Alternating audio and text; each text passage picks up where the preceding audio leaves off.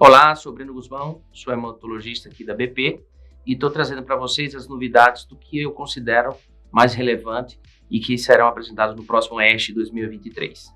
Começando na programação, eu vou dividir em primeira linha, manutenção, recaídas e o futuro. Então vamos começar com a primeira linha. Vamos ter os resultados do estudo Perseu, tão esperado, de primeira linha, elegível a transplante, onde é a combinação de DARA mais VRD versus o VRD, em que mostra justamente a análise final do protocolo, que mostra a clara vantagem de utilizar o DARA-VRD 4 drogas frente ao protocolo estándar, que seria o VRD. Então, mostra aí uma clara vantagem aos 48 meses de PFS, com quase 20% de vantagem ao grupo teste. Resta saber a manutenção. Nesses pacientes, a manutenção poderia ir com combinação de DARA mais R. Então, temos que ter um pouco de cautela na interpretação desses dados de segmento da manutenção para saber qual é o papel realmente de uma dupla combinação para a manutenção, qual seria o nicho de pacientes ideal para esse tipo de conduta. Mas a mensagem está clara, quádrupla, combinação quádrupla nesse cenário, muito interessante, com altos dados de resultados robustos de eficácia. Aqui outra, uma análise bem importante, e aqui não foi um estudo clínico comparativo, foi uma análise comparativa dos estudos já dispostos, onde mostra o que é melhor, tratar o paciente com DRD ou tratar pacientes com VRD nos pacientes não elegíveis a transplante. Isso é um dado muito importante porque a gente tem na nossa rotina essas duas combinações aprovadas e utilizadas de uma forma ampla aqui no Brasil, e mostra claramente que há uma vantagem de utilizar DRD nos pacientes não elegíveis a transplante quando comparamos com o VRD. Então fica aí a mensagem também de um estudo interessante, embora não seja um estudo head-to-head, uma análise comparativa importante para nosso cenário clínico. Os estudos assim também são importantes para tirar muitas dúvidas. E essa combinação também foi objeto de meta-análise também, de uma revisão sistemática, justamente para ver a necessidade ou comparar um tratamento com o outro. E, novamente, mostra uma vantagem de utilizar a combinação DRD versus VRD nesses pacientes. Um ponto de atenção, não é que VRD seja ruim, quer dizer que DRD é um pouco melhor. Então, podemos utilizar as duas combinações, porém, DRD vai ter um resultado um pouco melhor, o que significa que, se você tiver acesso, pode utilizar essa combinação que terá um melhor resultado. Estudo importante, será apresentado o paper 207, que é fazer daratumumab associado a QRD em pacientes de alto risco, associado a um transplante tandem. Essa pergunta é muito importante porque nós utilizávamos o tandem apenas em pacientes que foram induzidos com VCD ou pacientes que foram induzidos com VRD. E não sabíamos, no contexto das novas drogas, inclusive combinações que levam o DARA, se era necessário ou não fazer um transplante. Então, o que mostra aqui é justamente que a combinação é muito potente, com a taxa de resposta pré-manutenção de 100%, inclusive uma altíssima taxa de resposta completa, e que devemos de olhar com atenção esse protocolo. Porém, temos a dificuldade que o braço controle, o que seria o KRD, não é aprovado em primeira linha, mas fica uma mensagem importante da sinergia e o papel que pode aprofundar a resposta e dar altas taxas de resposta em uma PFS prolongada, se associamos o tandem a esse nicho de pacientes, tá? Se passamos a outra combinação, também em primeira linha, que é um fase 3, o paper número 4, que será apresentado no ASH.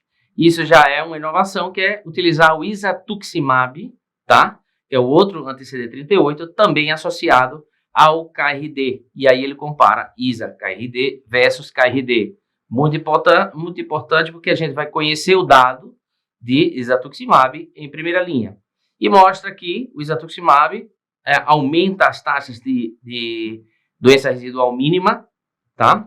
Nesse cenário, e que o benefício real realmente fica nos pacientes de alto risco. Então, interessante é que se consolida que essa combinação isatuximab com KRD pode ser um protocolo muito interessante para a utilização em primeira linha, uma pena que não temos aprovado o KRD em primeira linha para poder utilizar essa combinação completa e poder fazer estudos, inclusive, de vida real, nesse cenário de Dara-VRD e ISA-KRD, para saber qual seria a melhor opção para os nossos pacientes. Mensagem importante aqui agora é CARTITUDE 4, ou seja, follow-up, mostrando clara evidência de pacientes refratários à lenalidomida. Uma grande alternativa de tratamento seria utilizar o Citacel, através do estudo CARTITUDE 4, mostra justamente que esses pacientes, e principalmente os que respondem com doença residual mínima negativa, a taxa de resposta é fantástica, um dado muito robusto, que pode ajudar muito nossos pacientes. Vamos ver num follow-up maior como seria essas curvas de sobrevida, mas tudo indica que vai ser uma PFS bem elevada. Passamos aqui a manutenção. Parece consagrada o posicionamento da lenalidomida no tratamento de manutenção, porém já começa a ter iniciativas diferentes. E uma delas é berdomide, o inibidor do cereblon, ou seja, uma lenalidomida mais evoluída, ou seja, talidomida, lenalidomida, pomalidomida, e vem aí iberdomide nessa classe de imunomoduladores. E nesse cenário mostra que é altamente eficaz, uma droga com efeitos colaterais manejáveis, e que os dados iniciais, com apenas 6 meses de segmento, né, que são os primeiros 6 meses, eles já apontam uma resposta superior à lenalidomida. Então, vamos esperar novos estudos, inclusive já tem um testando justamente isso, que é o fase 3, que é o Excalibur, onde vai comparar iberdomide versus lenalidomida na manutenção pós-transplante. Um dado muito interessante que a gente tem que esperar para conhecer, para saber se a gente vai substituir a lenalidomida nesse cenário, tá? Agora passando para tratamentos de recaídas, um tratamento que me parece interessante por ser totalmente oral, fácil, manejável, principalmente para alguns nichos de pacientes que precisam de estar menos no hospital, ou dependência ou distância do seu centro, é fazer pomalidomida associada a ciclofosfamida e dexa. A pomalidomida inicialmente aprovada com dexametasona apenas, que são os estudos pivotais. No Brasil temos autorização de fazer com isatuximab também. E aí seria uma opção totalmente oral, onde mostra o benefício claro de utilizar associada a ciclofosfamida. Nesse cenário, PCD oferece uma alternativa de tratamento para nossos pacientes recaídos e refratários. Já passando para novas terapias, trago para vocês algumas novidades, né? Umas novidades que é ver como estão se comportando esses pacientes com essas novas terapias. E uma das nossas preocupações é justamente a doença extramedular. Sabemos que a doença extramedular é uma doença mais agressiva e vemos que existe uma clara resposta às novas terapias, são eficazes, porém são menos eficazes que a terapia quando ela é trata a doença de uma forma estándar. Nas doenças extramedulares, o prognóstico é pior, a gente consegue dar um benefício ao paciente, mas o prognóstico é pior.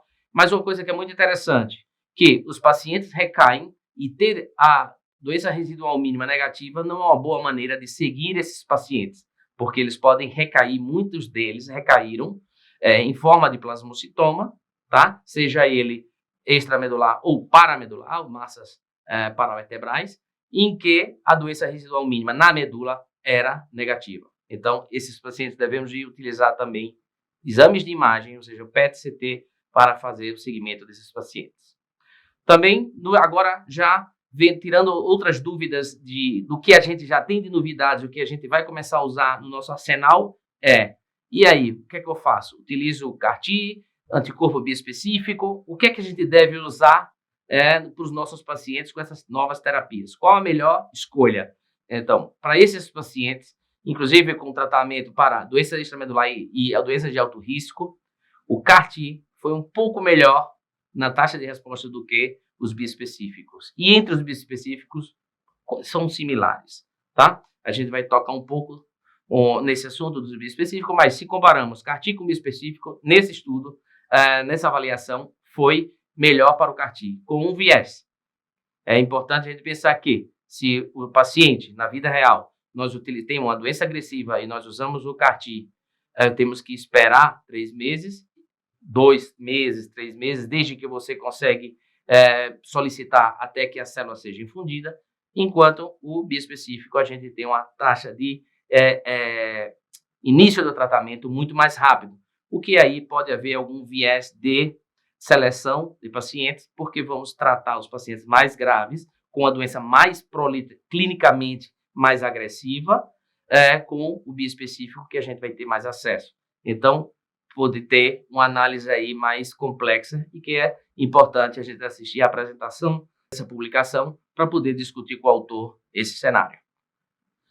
E se fazemos uma comparação direta, indireta, não direta, porque não existe estudo head-to-head, mas fazer uma comparação entre os biespecíficos, os que já estão aprovados no Brasil e que são da mesma classe terapêutica, inclusive com o mesmo alvo terapêutico, que é anti-BCMA. Então tem essa publicação que vai ser apresentada, que mostra na comparação indireta entre elranatamab e teclistamab nesses pacientes triplo exposto, triplo refratário. E mostra que o elranatamab é um pouco superior em taxas de resposta, tá?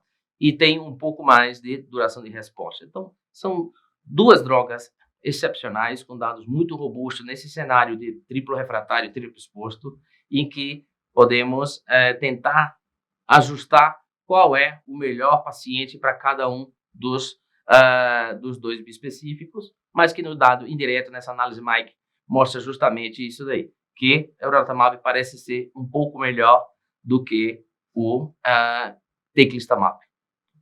Aqui vemos agora um cenário super importante, talquetamab, inibidor de GPRC5D, altamente eficaz nos pacientes recaídos refratários, esse biespecífico, mas que tem um perfil de toxicidade que diminui muito a qualidade de vida dos pacientes, que é a toxicidade cutânea e das unhas, mas também a digeusia, que provoca uma perda de peso considerável nos pacientes.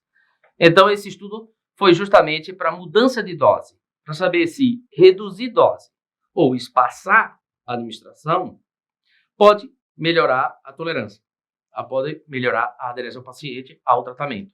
E isso foi justamente a resposta que deu, que diminuindo dose, mas mantendo a posologia, pode ser uma saída, porém, parece ser que espaçar as doses de cada 2 semanas para uma vez ao mês pode ser melhor ainda com permanência da resposta, ou seja, você aumenta o espaço entre as doses com a persistência da resposta, manutenção da resposta, o que pode levar a uma melhor tolerância ao tratamento.